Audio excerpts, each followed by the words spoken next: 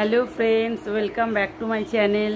তো এই দেখো আমার মেয়ে আজকে কালকে এসছে, ও আজকে থাকবে।